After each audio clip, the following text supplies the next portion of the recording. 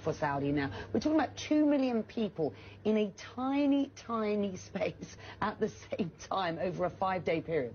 Absolutely, and it's been an extreme challenge for them. It's something that they've been hosting for 1,400 years.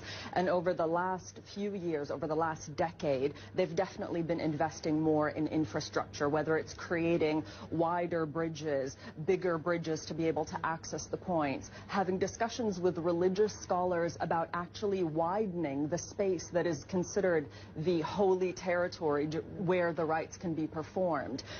Security personnel are ever present. Tens of thousands of medical people that have been trained, up to 1,000 security cameras covering almost literally every single spot at the Hajj. And as electronic devices become more prevalent, this year, for example, they've introduced the e-bracelet for the pilgrim, so that any pilgrim can immediately be scanned and they know who they are, where they're from, where they should be staying, and what kind of medical conditions they can have. So every year they seem to be learning from the previous year, but that many people in that small a space is just bound to be a challenge.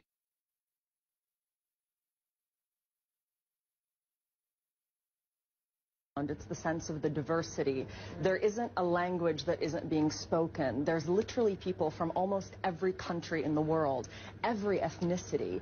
And also what strikes you, and having been to Saudi Arabia, you'll relate to this, is usually men and women are quite segregated in public spaces. But at the Hajj, the men and the women are performing their rituals together, they're praying together, and because everyone is wearing the same white robe, which is intentionally meant to symbolize equality, you can't tell rich from poor. And some of the people you meet have actually saved their entire lives to be there at the Hajj at that moment.